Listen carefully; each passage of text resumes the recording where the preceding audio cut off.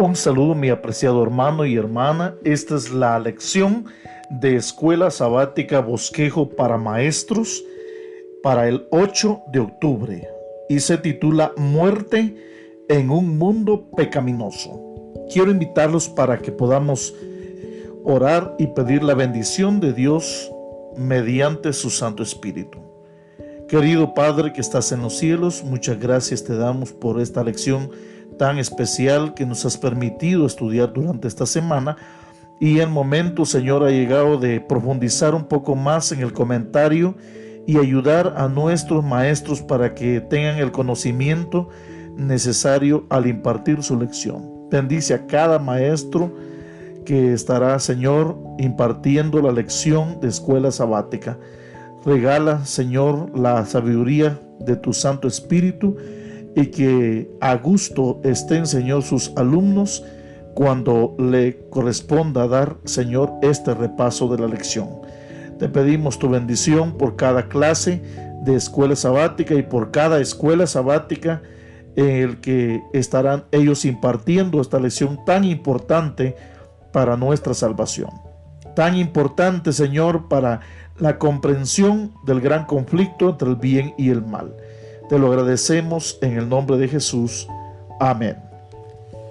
Muy bien, la lección de escuela sabática para este sábado tiene un versículo muy importante escrito por San Pablo en Romanos 5:12. Por tanto, como el pecado entró en el mundo por un hombre y por el pecado la muerte, así la muerte pasó a todos los hombres por cuanto todos pecaron. Vamos a ir al estudio de el bosquejo para maestros y el comentario un poco más profundizado de la lección de escuela sabática para este sábado. El texto clave es Génesis 3 y ahí comenzamos a decir que Dios creó a un mundo perfecto, sin pecado, sin maldad, sin violencia, sin inseguridad, sin enfermedad y sin muerte. Él es el Dios de la vida, la fuente de la vida y el dador de la vida. Hay un gran contraste entre el mundo de Génesis 1 y 2, donde todo era provechoso, hermoso y armonioso, y su descripción es con colores brillantes, alegres y luminosos, y con una melodía inspiradora, y el mundo del resto del Génesis, en el que todo lo bueno se ve repentinamente azotado por una tormenta de pecado que termina arruinando las relaciones afectivas. Los colores se vuelven sombríos y la música discordante, se estropea el potencial puro y formidable para el crecimiento y la exploración. Antes, como dijera Génesis 1:31, bueno en gran manera, y después del pecado, todo ha sido arruinado. Sin embargo, Dios en su misericordia va en pos de la humanidad y a pesar del pecado trae esperanza y una solución al problema del pecado y la muerte. Solamente que ninguna filosofía ni religión puede ofrecer una solución para la muerte, para el proceso de morir, ni restaurar la vida sin muerte en nuestro mundo.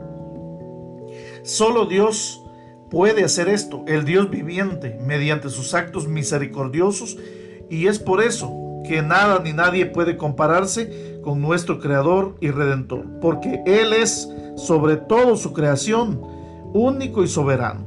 La rebelión y la desobediencia comenzaron en el cielo, pero fueron transferidas a la tierra cuando Adán y Eva pecaron.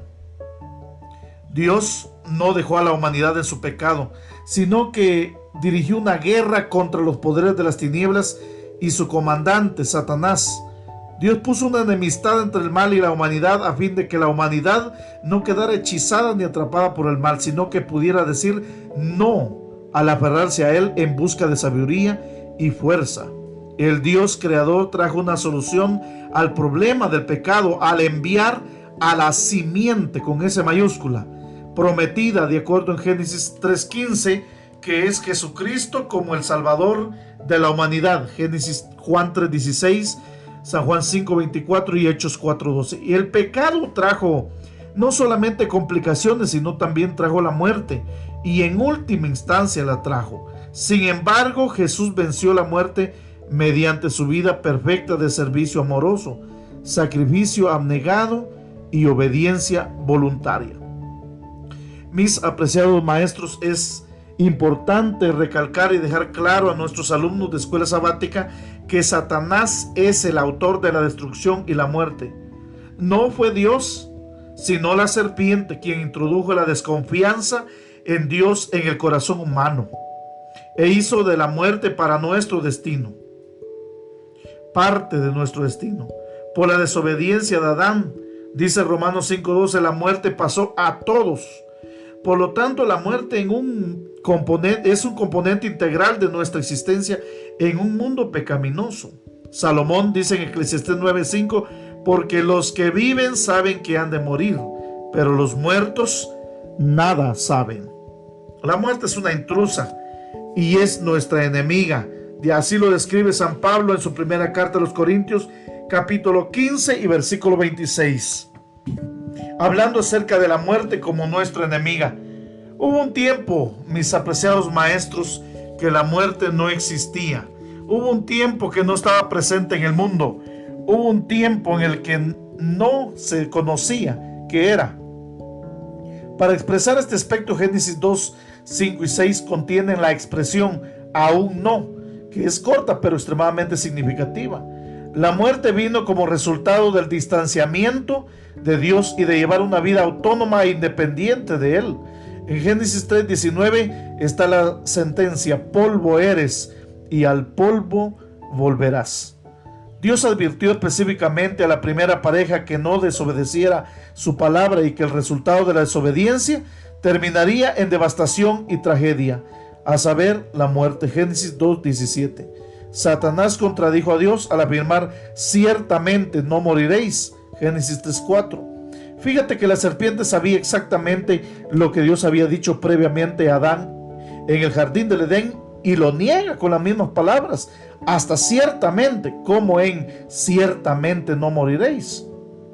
Por ende, se advierte al lector, al que escucha, que nuestros primeros padres trataban con Satanás y no con un mero reptil, porque la serpiente hablaba y se oponía a Dios directamente y usó la palabra ciertamente. Y Satanás también lo enfatizó. Luego el diablo respaldó su afirmación con dos mentiras engañosas. Serán abiertos vuestros ojos, dijo. Tendrán nuevos conocimientos especiales. Se volverán sabios y serán como Dios, sabiendo el bien y el mal. Es decir, podrán decir lo que es bueno y lo que es malo. Satanás, experto en intrigas, presentó la desobediencia como una cuestión de libertad y beneficios. Al comer, por supuesto, que a Adán y a Eva se les abrieron los ojos, así lo dice Génesis 3:7, pero de manera diferente de lo que esperaban. Se dieron cuenta de que habían perdido lo que tenían antes, es decir, su poder, su pureza, su inocencia, se desvanecieron y se vieron que estaban desnudos. Esta desnudez, apreciados maestros, era más que una desnudez física. ¿Por qué? Demos dos aspectos importantes. Primero, ellos estaban desnudos antes, pero no se avergonzaban, así lo dice Génesis 2:25. Entonces la pregunta es: ¿de dónde viene entonces la vergüenza si siempre habían estado así? En segundo lugar, cuando Dios los vistió o los visitó y les preguntó: ¿dónde estás tú? En Génesis 3:9 Adán respondió que se escondieron porque estaban desnudos. Para que quede claro, en esa situación no estaban físicamente desnudos, ya que estaban cubiertos con prendas de hojas de higuera, Génesis 3:7. Pero estaban moralmente desnudos. ¿Por qué? Porque por primera vez les sobrevino un sentimiento que viene a toda persona que comete pecados: el sentimiento de culpa. La segunda promesa de Satanás también fue una mentira. Adán y Eva no llegaron a ser como Dios al conocer el bien y el mal, porque Dios no conoce el mal por experiencia, porque Él nunca pecó. Pero Adán y Eva perdieron lo que tenían. ¿Qué tenían ellos? La capacidad de discernir claramente entre el bien y el mal. Una traducción literal de Génesis 3:22 revela este hecho y dice así: he aquí, los humanos eran, no se han vuelto como uno de nosotros, sabiendo, o sea, discerniendo entre el bien y el mal. Pero ahora, para más detalles, podemos ver una traducción importante en una versión especial. Así Adán y Eva perdieron no solamente su integridad, sino también la capacidad de saber lo que estaba bien y lo que estaba mal. De allí en más necesitarían la revelación de Dios para saber qué era bueno y qué era malo. Tendrían que depender del poder espiritual de Dios, ajeno a ellos mismos, para hacer o poder hacer lo correcto. El pecado, mis apreciados maestros, es una maldición que trae consecuencias terribles. Es como una avalancha. Aparentemente comienza como algo insignificante, luego se rompe y derriba todo lo que es hermoso, valioso y significativo en la vida, y destruye la existencia misma por completo. Donde hay un pensamiento erróneo, automáticamente habrá también un mal comportamiento. Vuelvo a repetir, donde hay un pensamiento erróneo, automáticamente también habrá un mal comportamiento. Importante recalcar eso a nuestros alumnos de escuela sabática. El pecado rompe todo tipo de relaciones significativas. Solo trae miseria, sufrimiento, separación y complicaciones. Romper nuestra relación con Dios, que es la dimensión vertical, trae consigo múltiples rupturas horizontales. Esa es la causa de muchas consecuencias pecaminosas. Número 1, vamos a enlistar algunas consecuencias del pecado. Romper nuestra relación con Dios lleva a una relación rota con el yo. Así la naturaleza de Adán y de Eva se corrompió como consecuencia del pecado. Vivían una conciencia de culpa, vergüenza, así como con sentimientos de degradación y derrota. Número 2, el pecado o la desobediencia hizo que Adán y Eva temieran a Dios en vez de permitirles disfrutar de su compañía. En Génesis 3:10 dice que huyeron tras los árboles del huerto, se escondieron de la presencia de Dios. Número 3, el pecado o la desobediencia llevó a Adán y Eva a culpar a otros por su fracaso. Por lo tanto, experimentaron una ruptura de su relación conyugal. El pecado los enajenó el uno al otro. Número 4, el pecado o la desobediencia trajo muerte a la familia humana, porque la relación de Adán y Eva con su dador de la vida se rompió. Génesis 3:19. El pecado y la desobediencia hizo que dar a luz y criar hijos fuera una experiencia dolorosa. En Génesis 3:16. Algunos consideran todavía, por medio de la tradición, que la causa del tener hijos es consecuencia del pecado, pero no. La bendición de la reproducción y la multiplicación fue dada antes de la entrada del pecado en nuestro mundo, y de no haber sido por el pecado, no hubiera ahora dolor en el alumbramiento de los nuevos seres. Número 6, el pecado, la desobediencia haría del matrimonio un lugar de lucha por el dominio y la supremacía, en lugar de una relación amorosa, afectuosa, emocional e íntima entre parejas heterosexuales igualitarias. Ahora, después del pecado, cambió la relación entre las parejas. Número 7, el pecado, la desobediencia haría del trabajo una experiencia dolorosa. El sudor y el cansancio de trabajar para ganarse la vida se convertirían en parte de la vida, según Génesis 3:18. El pecado y la desobediencia de Adán y de Eva dañó su sentido del bien y perdieron la capacidad de discernir entre el bien y el mal. Génesis 3:5 y versículo 22. El pecado, la desobediencia rompió la relación de Adán y de Eva con la naturaleza.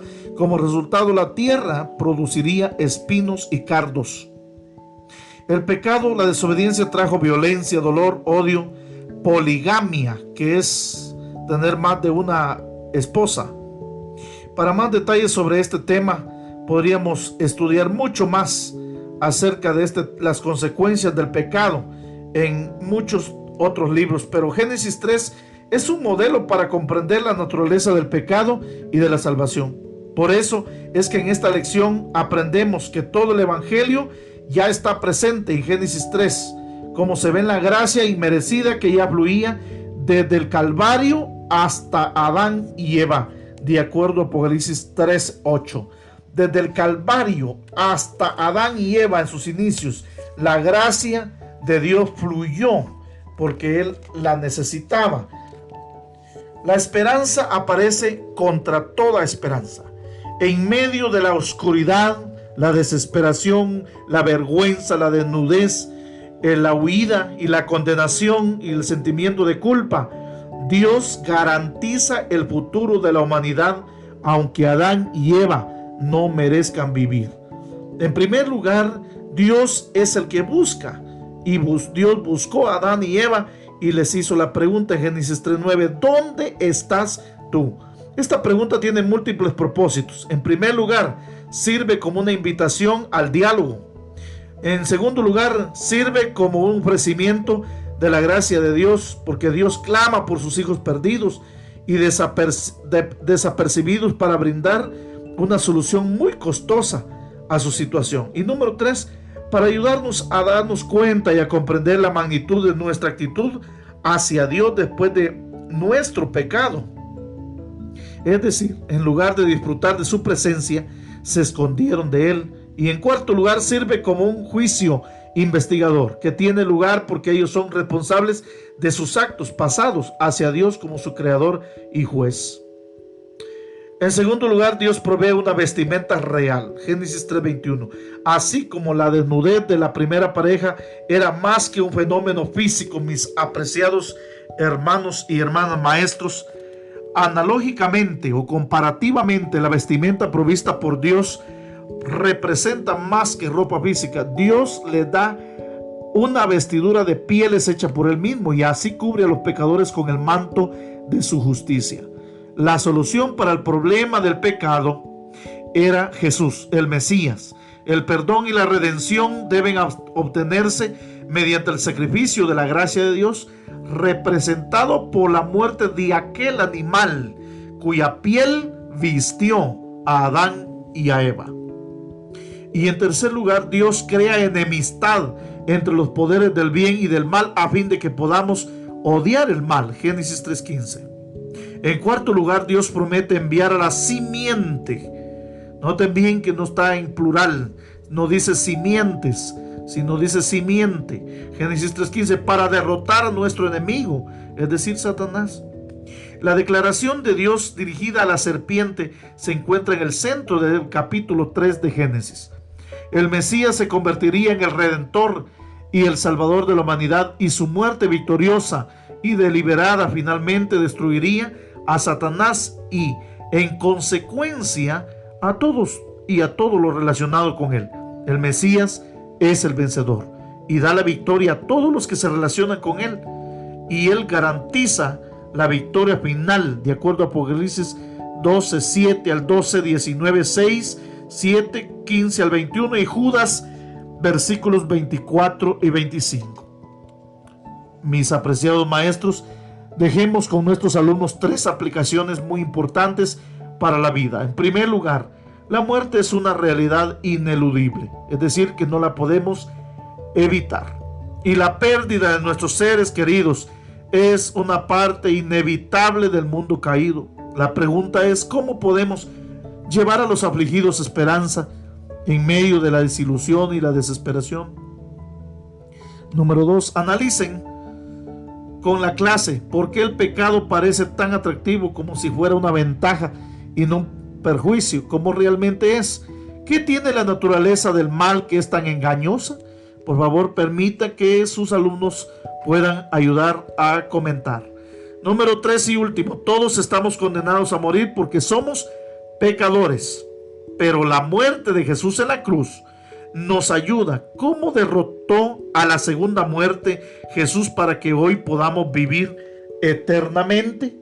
Y mis apreciados maestros y maestras de escuela sabática, que Dios les use poderosamente al fijar en la mente de sus alumnos esta lección que habla de las consecuencias del pecado en nuestro mundo y cómo fue que Lucifer pudo caer en el pecado allá en el cielo.